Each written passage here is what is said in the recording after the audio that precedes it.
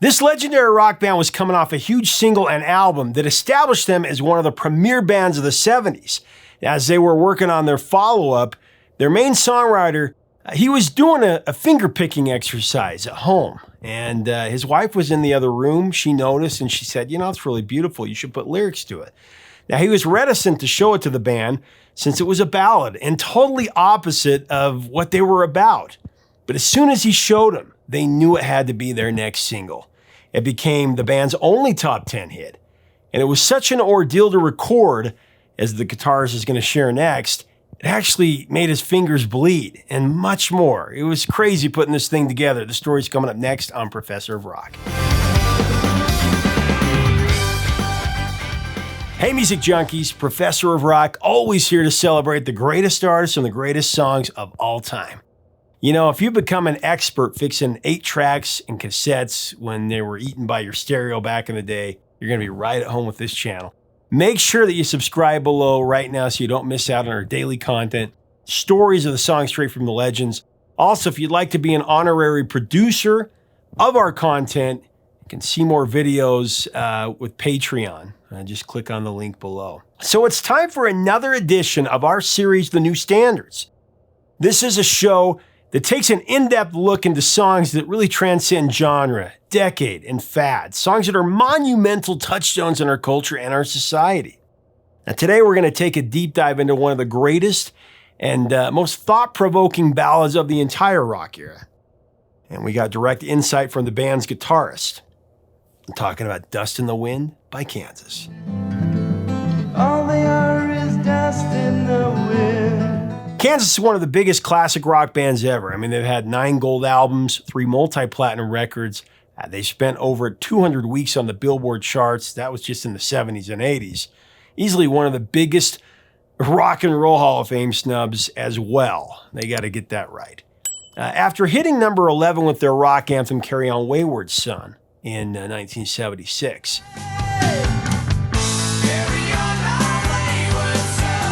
And setting the bar with their masterpiece album, Leftoverture. They went back into the studio and they were ready to show what they could do with their follow-up album. The recording sessions for Point of No Return commenced in June of 77 at Studio in the Country in Louisiana. It's the same place that Kansas had recorded their previous 2 albums.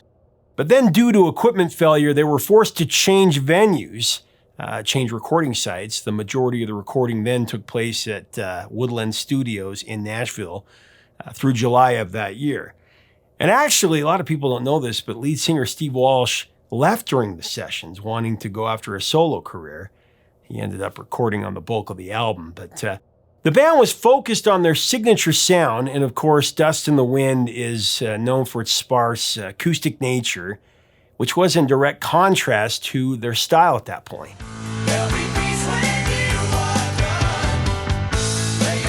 One night, guitarist Kerry Livgren, he was at home playing a finger exercise. It was meant for improving finger picking. And he played through it a couple of times, and his wife, Vicky, heard what he was doing. She told him that she thought that the melody was really beautiful and, that he should put lyrics to it.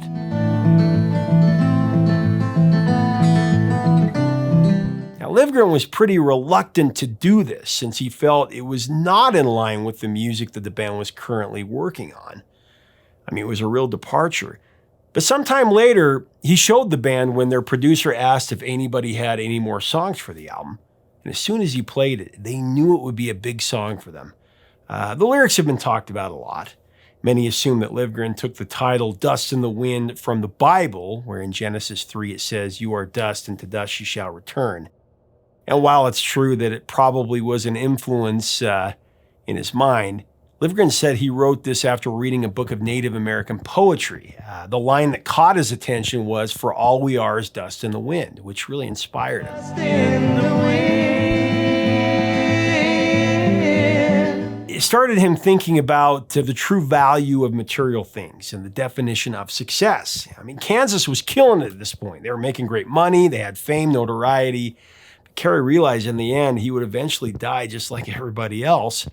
And no matter how successful he or this band was, they would still return to being dust.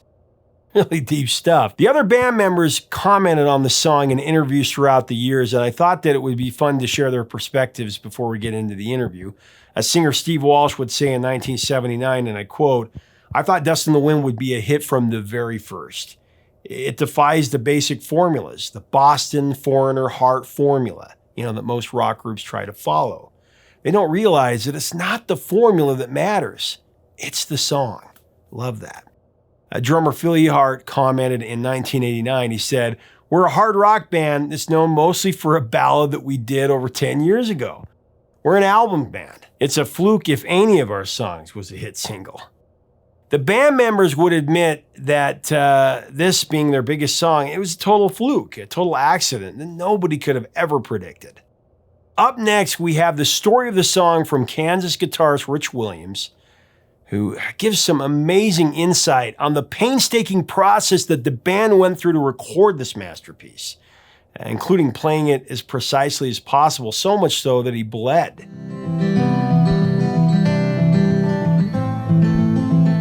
We also have several singers from the band throughout different times commenting on their experience interpreting the song. It's just a masterpiece. Now, as we go into this interview, I do want to thank our sponsor, Zenni Eyewear, who helps to make this channel possible. Zenni is so unique in the experience you have when ordering glasses. At Zenni.com or on the app, you choose your perfect look, and then you can try them on virtually to see how you look before you buy. You're going to love these glasses, so much to choose from. Check it out today and download the Zenni app. Here's Rich with the story of Dust in the Wind. It's a unique song because it's not any genre. Once in a while, a song will cross all boundaries and be sort of timeless because it's not identifiable by a certain style. It's an interesting time because money changes everything. It's one thing to be, 6 pirates on the open sea. It's another thing when suddenly some people are making money and some people aren't. Some people are buying cars and houses and other guys are just now breaking even. All of a sudden, this whole dynamic of just us against the world starts to change. It's not a bad thing. That is life. But that was the beginning of that ride with Kansas. What brought us all together as a unit was starting to be changed by the success.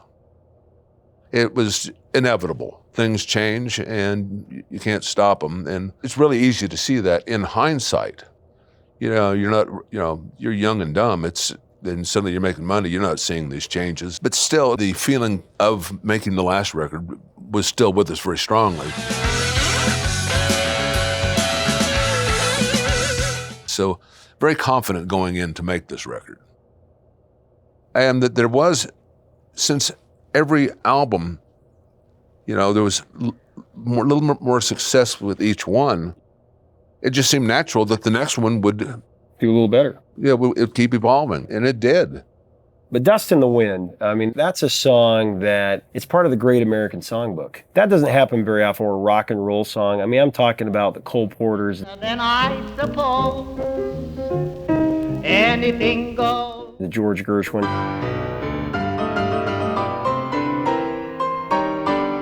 If you go back and you look at popular music in America and you say, this is a standard. This is a great American standard. A song that defies all time. It does. Tell me about that song, because my understanding is that Kerry was just doing kind of an exercise, a finger-picking exercise. Well, we were playing a club in Des Moines, Iowa, and we were, on Saturdays, we were the backing band for anybody that wanted to jam. We would go up there for like 2 weeks. And there was a guitar player up there who was a little bit more accomplished than us. Neither one of us really played any acoustic at all. And he showed us how to, this finger Travis picking style. And that's pretty cool. Kerry, a few years later, in wanting to just remember that, just wrote a finger exercise for it, to just remember this picking style. So he started moving the chords around a bit to make something to practice over. And his wife just kept mentioning, that's really nice. You ought to write a song with that. And I was like, really? Why would we? That's not what we do. It's not who we are. We've never done anything like that. Right. But so he brought it in a bit reluctantly. to rehearsal, again, like Wayward Son, toward the end of... Yeah, late edition. And I got this other song, and it's like, boom, there it was. It wasn't anything we rehearsed again, so it wasn't until we went to Bogalusa, and we were having some trouble with the equipment, and breakdowns. So we had to we went to Woodland Studio in Nashville. And that's where I cut the acoustic tracks. So we didn't start on it until I got the basic tracks done.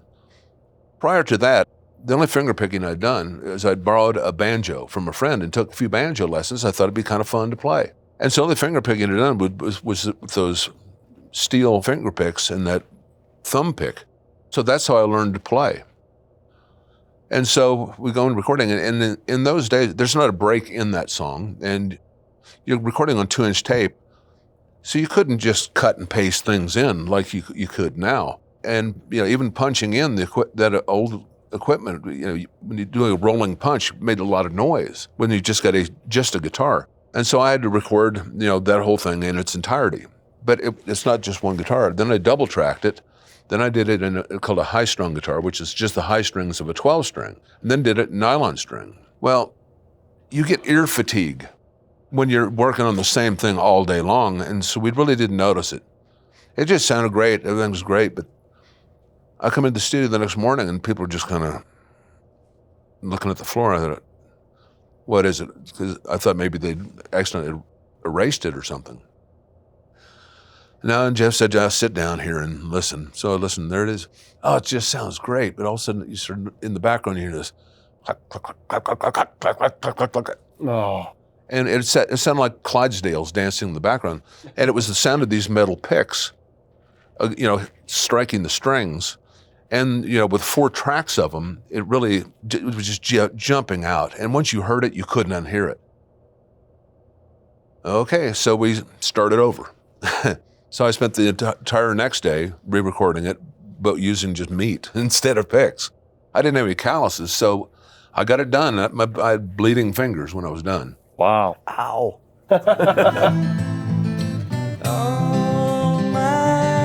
That is the song where I really learned how to play an acoustic guitar.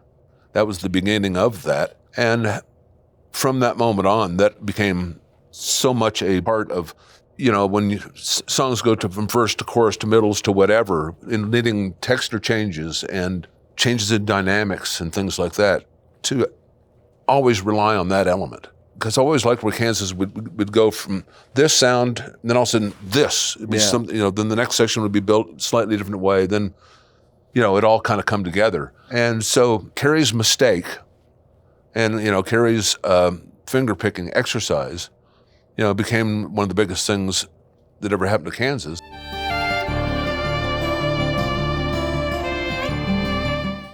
And that introduced me into using a lot more acoustic guitar on everything. Outside of the fact that you've only inspired millions and millions of other guitar players. Right. Well, I talked to guitar teachers, and 9 times out of 10 they will say, first song I teach kids. When a kid picks up the guitar, when they start finger picking, it's either the it's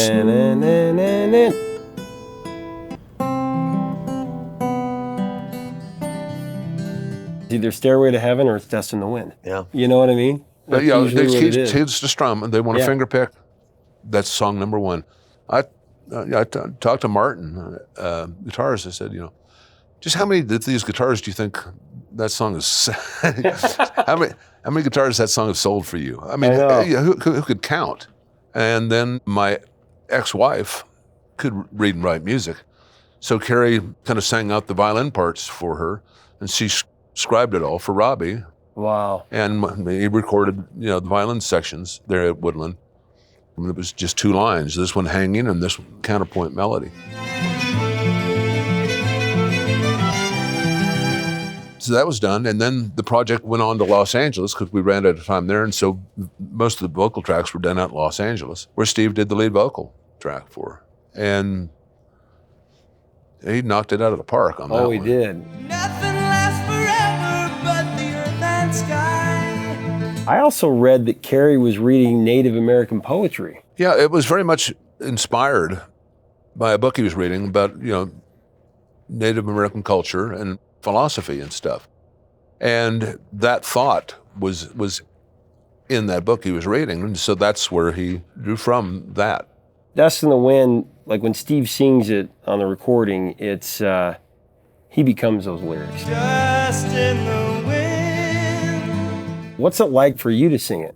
I mean, each night you guys, the second that you hear you hear the first chord, Well, the crowd. I love it. I mean, we can be in Sofia, Bulgaria, and I play the first note, and everybody in the building knows every bit of the song, every lyric, every line of it, the melody. They'll have a personal story, about that song and how it relates to them. So, and I'm the guy that gets to start that. So that's awesome. I know. Yeah, it's stereotypical because we'll start the song and you hear that applause at the beginning, but real quickly the applause just goes down to nothing because everybody's just really wants to listen to that song so intently. And then the sea of camera phones come out, and everybody's you could watch it without using your phone, but it's intense, and you could see over the audience how just the intensity that people are listening to that song, and you know that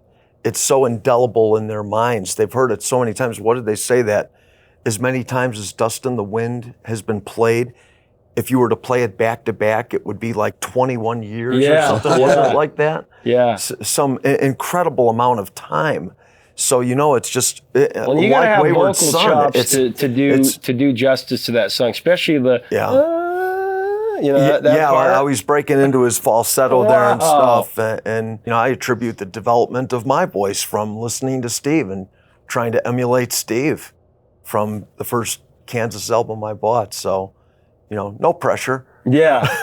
Well, it's one of those songs. Like I said, I can't think of a band that has that 1-2 punch. I mean, you guys have that huge rock epic song that's punch people in the face, guitar, all that. And then you've got the greatest ballad, soothing, melodic. Yeah, that's like makes you really think about your life. I mean, when you hear that song, it's like it's methodical, right? Well, I think they're both kind of a perfect storm in that they both kind of defy what was on the radio at the time, which makes them musically kind of timeless. And lyrically, they're definitely, they hold up lyrically today just as strongly as they did then. They're not dated like so many songs are. They really date themselves any time. Those lyrics will mean the same in 100 years or 500 years. There are so many bands that are so good and that had so many hits at the time. But, lyrically, we wanted to have something an alternative lyric, something with a little bit more meaning. How many ways can you sing about a girl and all of that? And there's plenty. That's fine. That's what you want to do. You could do it. There's nothing wrong with good times rock and roll and all that. But we'd already done that. We'd played all those covers and done those things. And that is another thing that set us apart. Is we want the lyrics to mean something, have a little bit more meaning than just what all the other rock songs have in common. Well, another song that you guys have that has marinated with pop culture as well at large, like Bill and Ted's Excellent Adventure, when he says, where's Dust in the Wind to Socrates? I mean, that's just great.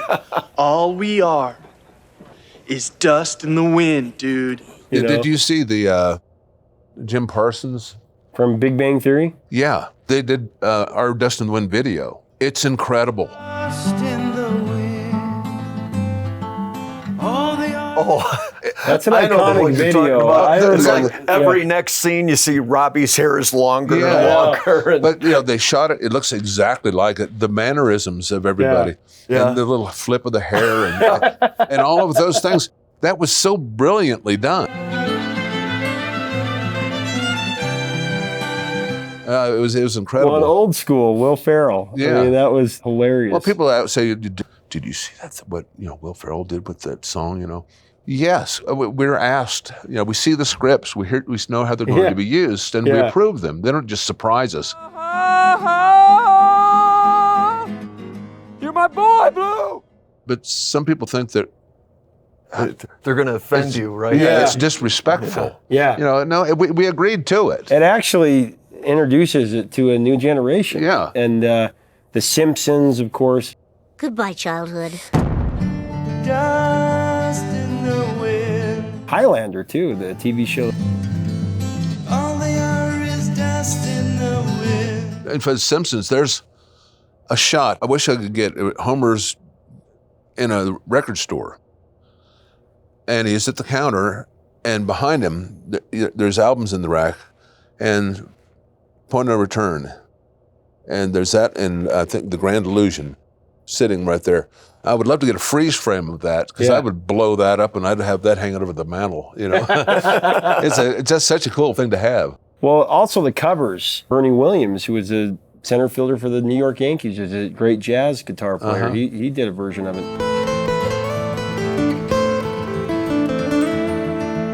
And Sarah Brightman. Did you hear that version? Yeah. Scorpions did a cover of it. I thought that was really good. John Alfonte just did a cover it a couple years ago. Kerry didn't cop the guitar exercise, but he was working on this thing that had kind of a similar strumming pattern to it. Mm-hmm. And then he was like in the lounge at the studio. It was da da da da da da da da da da da da, and it turned to da da da da da da da da da. You know, the guys are going, "Hey, that's cool, man." So I mean, the song just like came out of nowhere. And when I do it these days, I do my own version of it because I didn't want to. I still wanted to pay respects to the song, you know, and the version I do definitely does. But I do my own version where the guitar part is spelled out on a piano. And it's been in a lot of movies. Oh, yeah. It's been made fun of. You know, but I don't care how much you trash that song. I love the song. It's deeply spiritual to me, which, you know, it can come across as a very empty song to some people. But I look at it as a very positive song because it's true. I mean, you know, we're death and taxes, you know. Just a phenomenal song. And what does it feel like to know that 500 years from now, that song's still going to be played? Ask me then.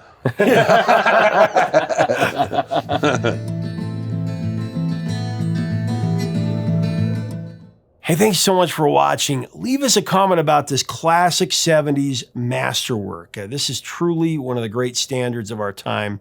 What are your memories of this song? And the lyrics, what do they mean to you? If you like our channel, we invite you to subscribe below so that you can be a full-time part of this channel, never miss out on any interviews. And check us out on Patreon. We have more content there. And we also have our new merch up. Until next time, 3 chords and the truth, my friends.